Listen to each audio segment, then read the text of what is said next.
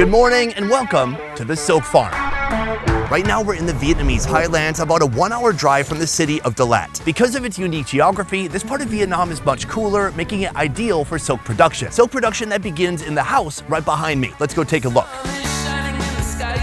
Welcome to Larvae village. This place is famous for silkworm production, but instead of having a gigantic industrial-sized farm, they have tons of little home farms like what you see here.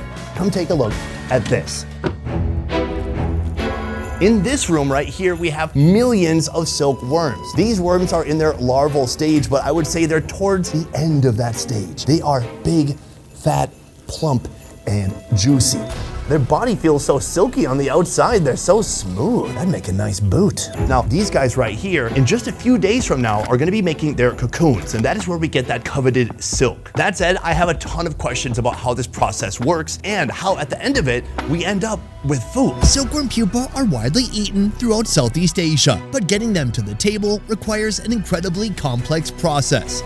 Today we'll see how silkworms are raised into fluffy cocoons. Then we'll go to a silk factory where cocoons undergo a complex process in order to remove the juicy pupa from within. Finally, a restaurant will cook those pupa into something that's either delicious, They actually smell very good. or a complete disaster. In the meantime, Ms. Hien, the owner of this small farm, walks me through the worm rearing process. Let's talk about the life cycle of the silkworm. It all starts with the egg. Can you tell me more about how you get the eggs, and then tell me about the whole life cycle from there? Chị không ấp ra từ trứng, lấy tầm con từ She didn't hatch them from the egg. She collected the larva first. Joining me today, Hanoi, Vietnam native and food enthusiast, Van. So when you get the silkworm, they're small, they're thin, they're hungry. Can you talk a little bit about what these worms are eating? Nó ăn chỉ là rau thôi. So they eat mulberry leaves and they wouldn't eat any other leaves. Silkworms prefer mulberry leaves, freshly cut and served every 5 hours. In order to meet this massive appetite, silkworm farmers usually double as mulberry growers. Ms. Hien's husband gathers leaves from their mulberry field 4 to 5 times a day.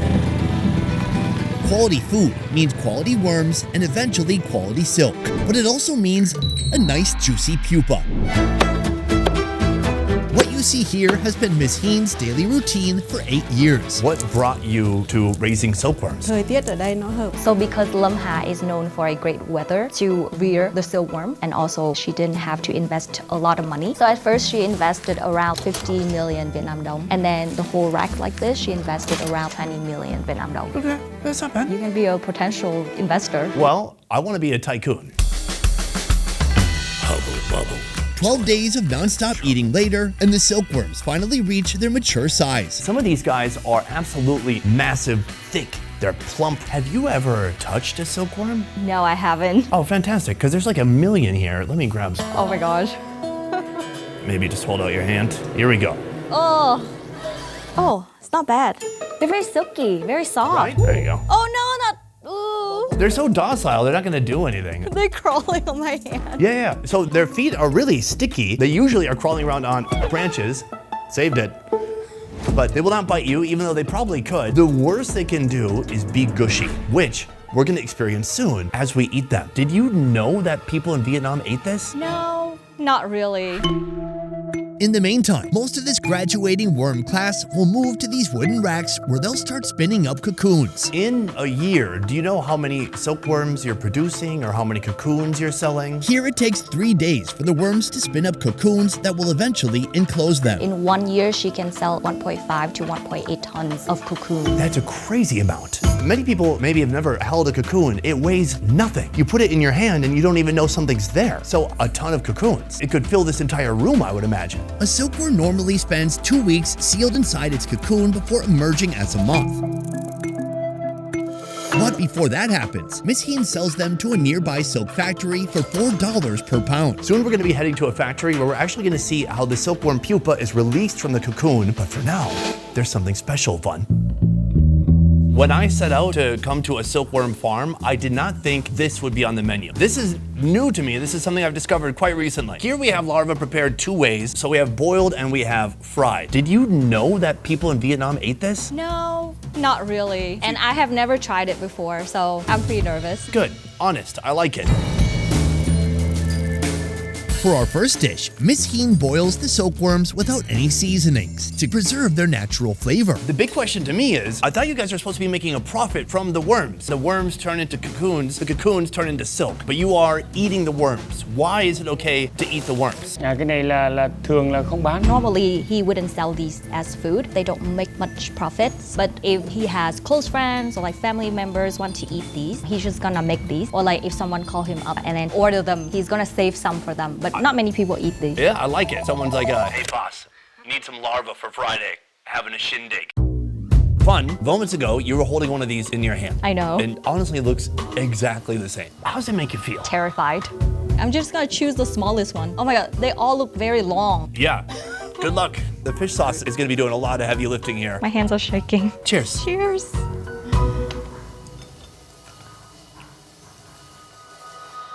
It can't bite you, but it hurts you in a different way. It's popping. Yeah, that's the problem. So the texture is kind of the weirdest part, the part that's hardest to get used to. That skin, it's gone from being soft and silky to a bit leathery. As your teeth pop the worm, like all the insides gush out. It's a little bit sweet though, nutty. Yeah, a little nutty. I want to ask him like what inside, what's the popping part? Maybe like Great the question. meat or the waste of the worm. Thịt chứ. Có phân không ạ? Okay, no waste. They all went to the bathroom before he cooked them. Probably. I don't think so. Do you actually like this? You don't have to pretend for the camera. Sở thích của mình thì mình không thích lắm. He doesn't like it that I much. knew it. If you don't like this, why are people eating Cái this? này là thì mình cũng Many people still like eating these type of worms. It's because they just like it. And also, they're rich in nutrition. And actually in China, they use it a lot to cure headaches or like sore throat. Wow, very cool. In a moment, we're gonna try this fried one, but I'm curious, you and your wife, you have this place together. Could you tell me, what are some of the biggest challenges when it comes to having a farm like this? sáng trưa chiều tối là The phải đi. hardest part is the weather. Because of the rain, sometimes they have to dry the leaves because if they're still damp, the silkworms can have stomachache. And then the rain makes the weather cooler, so that's why it makes the process longer to form the cocoon. And also, they're very sensitive with the smell. Before coming here, no one should wear perfume or strong deodorant. They don't like it at all. I'm curious what's gonna be more lethal, me with deodorant or me without deodorant. Right here we have the fried version. It does kind of resemble a French fry if you look at it and blur your eyes and let them go out of focus for a second. The making of these non-vegan fries starts with oil and garlic. Once the garlic fragrance fills the kitchen, she adds the boiled worms and lets the hot oil make them crispy.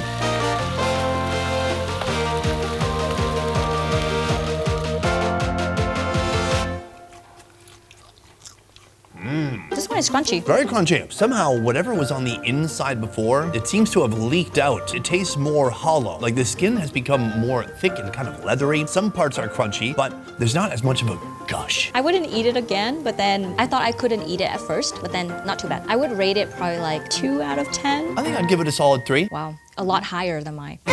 After surviving the silkworms, I'm ready to move on to the final boss, the silkworm pupa. This is the first time I've seen these many pupas in my life. I'm getting out of my comfort zone right now. But right now, those pupas are still sealed inside these cocoons, and to get them out, it's gonna take an entire silk factory. This silkworm factory is a real business. There are a lot of moving parts and a lot of chances for things to go wrong. But the perfect tool to keep things running smoothly does exist. The sponsor of this video, Odoo. Odoo is a single platform designed to keep your entire business in one place. Sales, invoicing, accounting, inventory, projects, HR, all connected, all sharing the same information. Because without that, your business is just scattered. Your sales are over here, accounting is over there, inventory is a spreadsheet you're afraid to open, and your website exists, but emotionally, you've let it go. Odoo replaces all of that with one system that actually knows what your business is doing. Now let's talk about creating your website. This is the back end, and it's actually easy. I'm building a new site called Best Ever Dog Food Show, and it's hosted by my dog, Bunmi. Watch how simple this is. Add a feature, click, drop, done. Built-in SEO, an online store if you want one. It's easy. Okay, the show itself is more of a work in progress, but you get the idea. Your first Odoo app is free for life, with unlimited hosting and support. With over 15 million users worldwide, Odoo is what happens when your business finally gets its life together. And honestly, it's about time. Click the link in my description to use Odoo today. Now, back to the show. We have come from the silk farm here to a silk factory. Now, this silk factory is sourcing millions of cocoons from tons of different local villagers. Here at this factory, these cocoons will be made into two primary products, the silk and the pupa. But separating the two is an incredible challenge. Here at the factory, we'll see how high-value silk is produced and how edible pupa are extracted from their cocoons. We have a tangled mess of both pupa and silk all intertwined. Believe it or not, this is the final step in separating the pupa from the silk. Mr. Cường is here to answer all my questions. Thank you so much for having me. I'm very excited to be here. This is a very impressive operation that you're running here. I love it. Thank you. Yeah. Second handshake. Make it official. I like it. Mr. Cường has been running this factory for over 30 years. Cái ngành này là ngành nghề truyền thống của gia đình. He's originally from Hanoi. This is their traditional craft, so that's why he wants to keep it generation to generation. Let's talk about the silk making process. It starts with the cocoon. How do you work with the local people to get these cocoons? 2.000 hộ nông dân họ cung cấp nguyên liệu He cho collected the cái nhà máy cocoons này. from 2,000 villagers. Each household will provide about 50 kilograms per month to the factory. Every day, over a ton of cocoons flow through this factory. First, workers start by soaking the cocoons to soften their outer layers.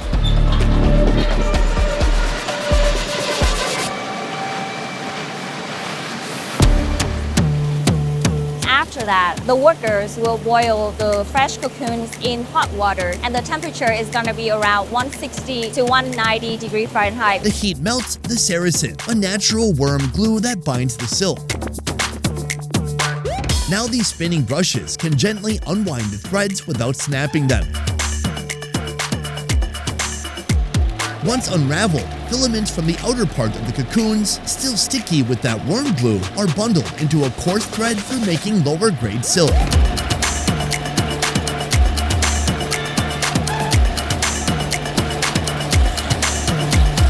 Meanwhile, the cocoons with cleaner fibers advance to the next stage.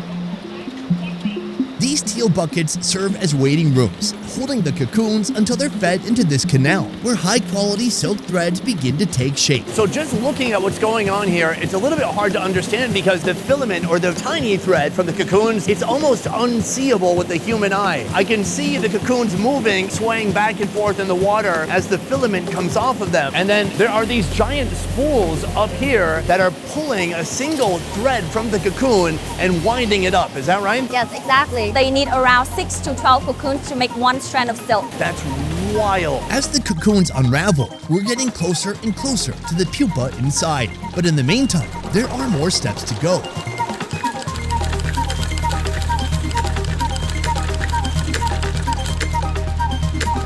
During the reeling process, the silk can't be broken. So the lever will pop and then the worker will fix it by reconnecting it by hand. So that's why you can see there are a lot of workers here. When the spools are fat with silk, they head to the polishing station, where spinning brushes whisk away stray fibers and leftover sericin, or worm glue, leaving the threads gleaming and smooth.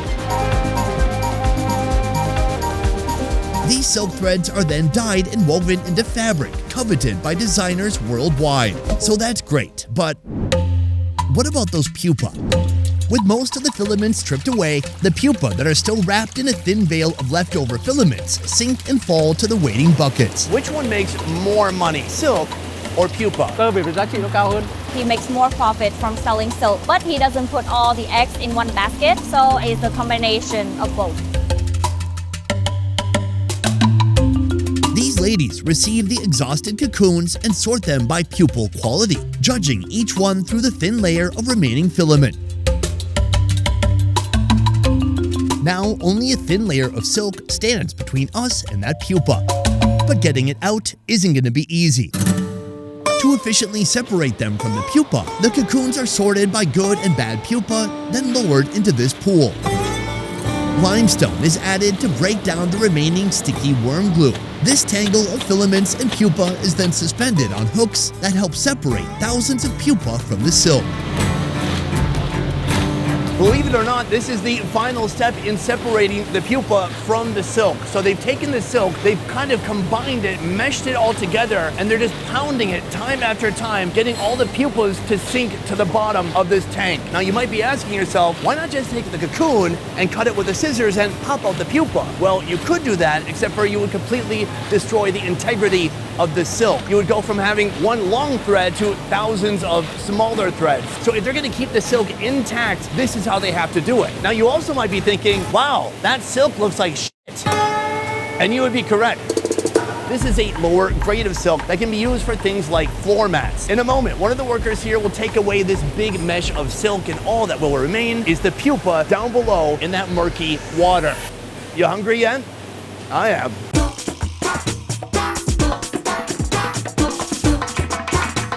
Even after sorting, the best pupa from the pool face 2 more rounds of screening before they're ready for the kitchen. First, a sieving machine sifts out the plumpest pupa from the rest. I'm curious, are you still eating the silkworm pupa yourself? And if so, how often are you eating this? Cũng có thể là tháng mình ăn một vài lần. Yes, he's still eating his own factory's pupa. He eats around like 1 or twice per month. He just said a fun fact that people who have gout should avoid eating this because it's very, very rich in protein. Have you ever had gout? Không. No. No. Smart. If you're getting gout from eating too much silkworm pupa, at this point, it's an unhealthy addiction. You need an intervention. All right, guys, after what seems like literally dozens of steps, we have come here to the final step of the pupa making process. Moments ago, they took all these pupa and they put it through a vibrating machine. That got rid of some of the bad stuff, but there are still gross, squished, or undeveloped pupa that she wants to get out of here. This is something that absolutely has to be done by hand. Here they have some gigantic, big, healthy, bouncy pupa. Like this guy, for example. This is the Hulk of pupas. This is a painstaking and time-consuming process. There are thousands of these guys here, but one by one, she takes them each, she evaluates them, and she decides keep or throw away. Right here, we have the reject bowl. God. You know, I've seen these in the markets before, but I've never seen the rejects. This is like on another level. Some of them are dark, some of them are malformed, and some of them are still worms. Ugh. We don't want that at all. When the sorting is done, the rejects become animal feed for pigs, while the best pupa head to Vaughn and me at the dinner table. We have truly gone from farm to table.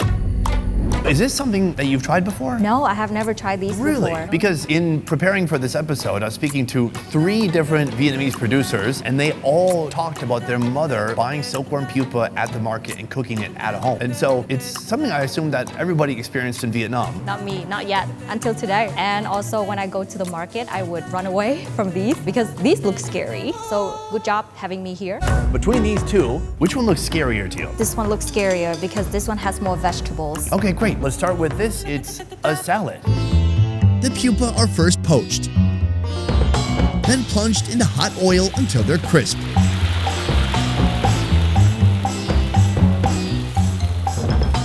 For the salad, the chef brings together banana flour, morning glory, bitter gourd, onion, unripe mango, and carrot. He gives it all a bath in a tangy mix of fish sauce, kumquat juice, sugar, dried chilies, garlic, and fresh chilies.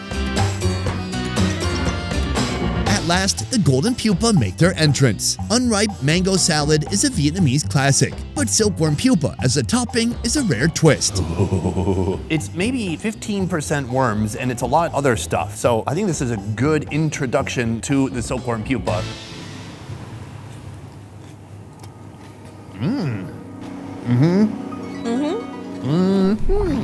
I have mixed emotions. This is a dish I ordinarily love in Vietnam, a mango salad. It's tons of shredded vegetables and fruits, and they put fish sauce and sugar, and it's sweet, and it goes down really nice. And then there's pupa in there randomly. Every once in a while, I'm biting into this little balloon of a pupa. The pupa itself has its own very distinct flavor, but it's hard to taste it through all the different seasonings that are on here. Let's just try it alone. Ooh, Bit of a gush. it's popping in my mouth. Yep. On the back end, it has a little bit of a musty, kind of dank, wet flavor to me. And then I can smell a little bit of the floral scent. It's like kind of nutty, earthy at the same time, but then after that you can smell the floral scent. The more you chew, the more you can feel the layers. It's definitely crunchy, chewy outside, and creamy inside. Too creamy. Too creamy. Now you know how the pupa tastes alone. We should try it one more bite. I know I would love it without the pupa. With the pupa, I do like it a little bit less, but they've paired the ingredients together well. It's like I'm getting my salad, I'm getting some protein too. I would say overall, it's a win. Right here we have our second silkworm pupa dish. Now you said for you, it looks a little bit more intimidating. What I like about this is that there's big pieces of pork fat. I love pork fat. Cubes of pork belly hit the wok, sizzling in hot oil to kick off our final course. When they're crisp, shallots jump in, followed by ladles of silkworm pupa. Pepper, oyster sauce, sugar, chili sauce, and fish sauce come together to round out the flavor. Julienne lime leaves and spring onions finish the dish with a burst of freshness. Though you won't see them on many menus, silkworm pupa are a familiar sight at Vietnamese dinner tables. The old folks see them as a nourishing food, while men savor them as a bold drinking snack. If it wasn't for all the silkworm pupa here, I would say this looks absolutely delicious. We've got big, succulent, shiny pieces of pork, and then plenty of those bugs in there too. Now I'm gonna try a bite with both.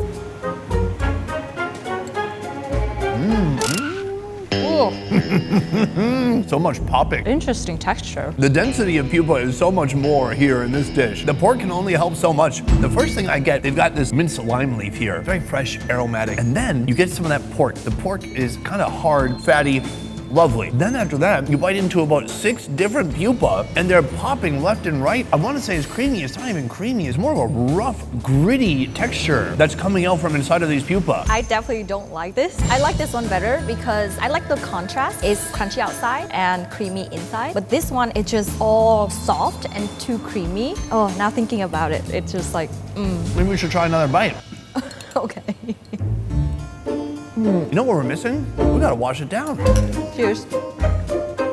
Still don't like it. I don't hate it. Silkworm pupa, they're eaten all around Asia. I've had them before in Korea, but the flavors I experienced in Korea were more musty, more damp, more like a mold in a cave kind of feeling. Here, I would say it's much more mellow, creamy, and kind of smooth. The more I eat it, the more I start to understand why people here appreciate it and why they might want to pair this with this. Can you try a mouthful of it? Now you're pushing me too far.